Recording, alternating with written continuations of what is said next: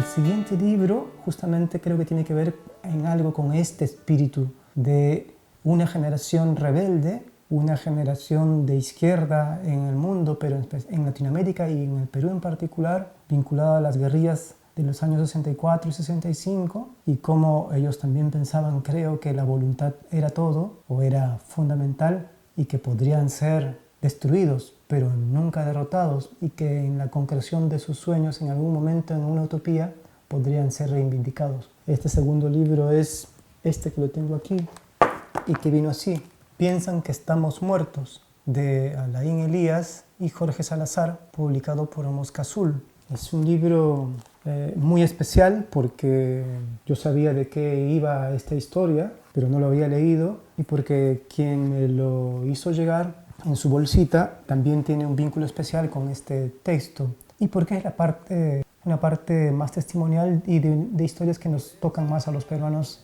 de las últimas décadas. Soy un aguacero en deseos, queriendo ser sol. Fue difícil leer este libro porque, viniendo después del Viejo y el Mar, en el orden del tiempo en el cual estuve internado en el pabellón, sentía que no tenía otro más, no había un tercero, y entonces tenía que administrarlo bien. Y el libro es corto, es tan corto como El Viejo y el Mar, y su lectura también es sencilla. Los dos libros están escritos con una prosa que avanza rápido. Y también se me hizo difícil administrarlo porque es un libro que yo sabía que era especial y no quería, la verdad que no pensé que lo iba a leer en esas condiciones. Quería concentrarme en él para sentirlo y entenderlo bien, para poder absorber la experiencia, pero ni modo, tuvo que ser leído en estas circunstancias. Pero al comienzo lo intenté postergar todo lo que pude, entonces volví a leer El Viejo y el Mar. Tenía que ir al baño, me llevaban a hacer exámenes y eso interrumpía la lectura, y aprovechaba como para avanzar de a pedacitos. Lo bueno es que empieza muy bien, entonces te engancha y arrancas, y entonces me metí en la lectura, pero luego, por ejemplo, la verdad es que lo abandoné y me puse otra vez a leer la parte de los chismes de Hemingway. Sobre todo porque capté que había mucha discusión, bueno, un poco de discusión en un turno donde los doctores parecían que querían darme el alta, y ahí no me podía concentrar, y además si me daban el alta pensé que, bueno, entonces ya lo podía leer en la casa, pero lamentablemente llegaron a la conclusión de que me iba a tener que quedar unos días más. Entonces ahí me dije, bueno, ni modo, ya tengo que pasar a leerlo de a pocos.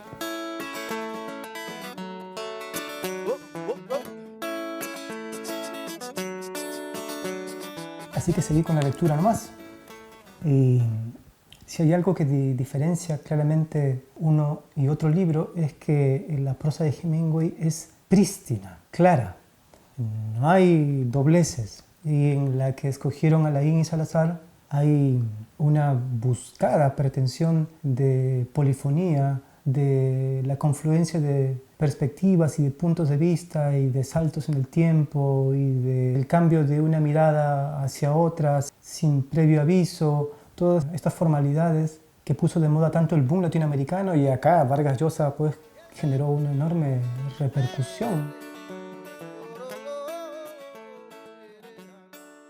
Igual es interesante que, siendo testimonial, se recurra a todos estos elementos formales. Creo que no ha vuelto a escribirse así en muchísimas décadas de historia del testimonio que tenemos en el país, pero al mismo tiempo exaspera por momentos porque sientes que hay un formalismo innecesario que obstruye una presentación de la historia.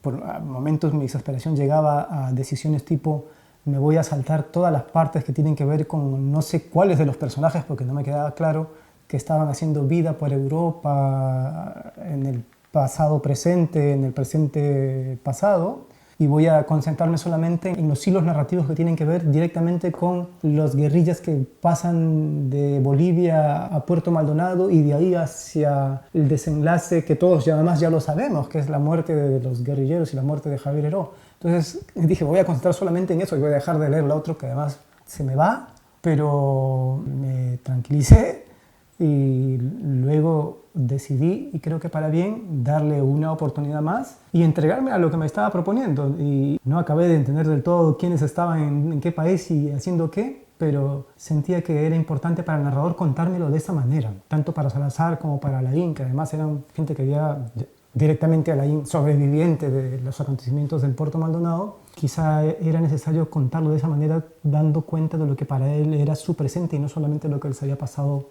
en esos días infaustos. Entonces sí, acepté el trato y lo leí de esa manera.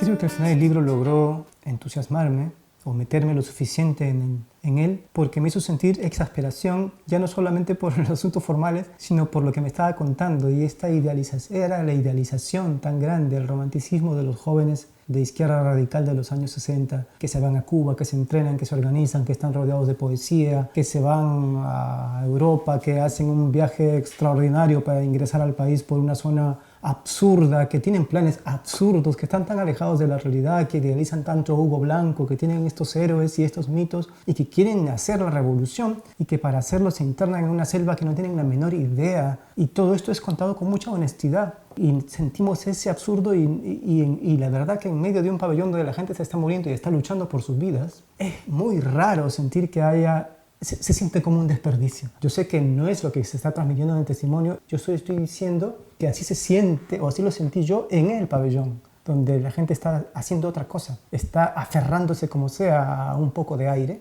Y en el libro los muchachos se están entregando a la muerte prácticamente en nombre de ideales que pueden ser muy altos, pero también de mucha ingenuidad. Y creo que esa sensación me revelaba, pero también pensaba al mismo tiempo que si bien hay grandes momentos del libro que te hacen avanzar y comprender además la dinámica de la población en relación con los guerrilleros y cómo finalmente la población es la que acaba participando del asesinato de Heró y de otros compañeros y de la sobrevivencia de Alain Elías, que sobrevive, pensaba cómo es tan importante a veces también la selección del lenguaje, la manera en que contamos, porque conforme el libro avanza y nos lleva hasta ese desenlace, corre mucho mejor, sentimos ese final inevitable al mismo tiempo, pero dramático, y lo absurdo que es cómo los guerrilleros van a ser finalmente perseguidos por la gente, asesinados por la fuerza de seguridad, totalmente vulnerables.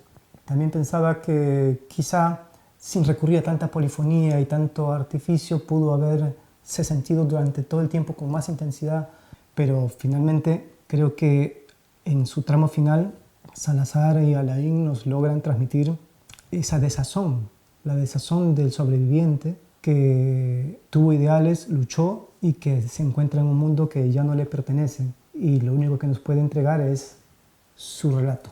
Y bueno, yo agradezco que lo hayan hecho porque ese relato llegó hasta mí en un momento muy bravo, muy delicado, donde lo necesitaba grandemente. Entonces, muchas gracias a estos dos escritores y gracias por haberme hecho llegar estos libros en un momento adecuado.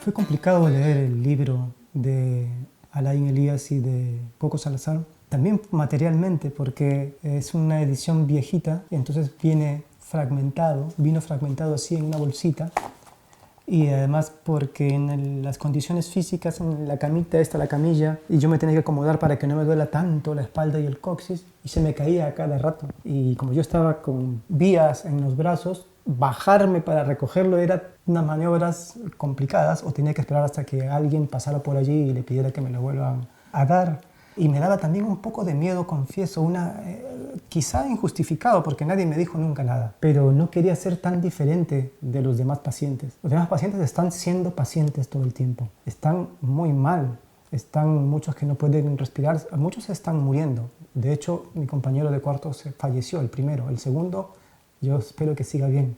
Y desde acá le mando un saludo al señor Deza. Ojalá que algún día pueda ver el video. Y yo estaba muy enfermo, es la verdad, pero yo me podía movilizar, no estaba en la misma condición. Estaba siempre consciente y no estaba en esas mismas circunstancias. Entonces yo tenía esta aprensión de si me estaba movilizando y si estaba leyendo, diferenciarme del grueso de los pacientes y que por eso pudiera generar algún tipo de prejuicio en el personal médico. Nadie me dijo nunca nada, pero me daba esa sensación de no querer parecer distinto y que por lo tanto pueda generar algún tipo de reacción como ¿y este qué hace acá? ¿No? ¿Por qué no está en una clínica, digamos? ¿Qué hace ocupando una cama de emergencias del hospital público en medio de la pandemia? Y las razones son muy simples, porque para mí era absolutamente imposible pagar una clínica. Aunque yo no quiera volar, las mejores se me quedan. Pero entonces así fue la lectura de este libro. Al salir de casa me lo llevé, lo volví a traer en su bolsita, lo desinfecté y así que ahora es un libro sano. Porque me alimenta, nacen de los corazones y me sobran las razones. Entonces no puedo decir realmente que haya disfrutado de la literatura estando en el pabellón del hospital. Creo que hay gente que quizá tiene más temple que yo y que sí podría hacerlo, pero para mí estos libros cumplieron roles muy distintos, sobre todo el de protección. Me pudieron distraer a veces de lo que estaba pasando afuera, en los pasadizos, en las habitaciones y en las camas de al lado. Me pudieron distraer de mi propio miedo por ratos. A veces no funcionaba tampoco y estaba leyendo y leyendo sin entender nada. Creo que los libros actuaron como mascarillas literarias, por decirlo así, y como mascarillas son frágiles e imperfectas, pero de alguna manera también me ayudaban y nos ayudan a sobrellevar las cosas.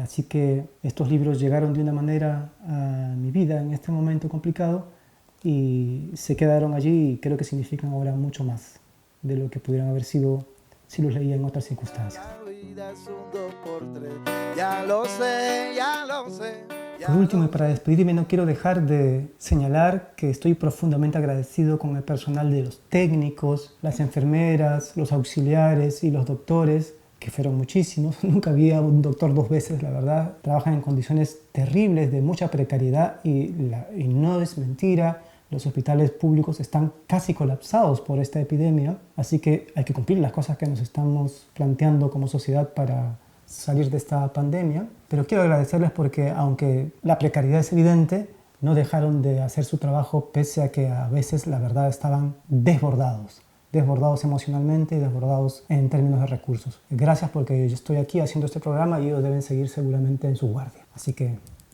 mucha fuerza y nos vemos en otro programa de Guairura.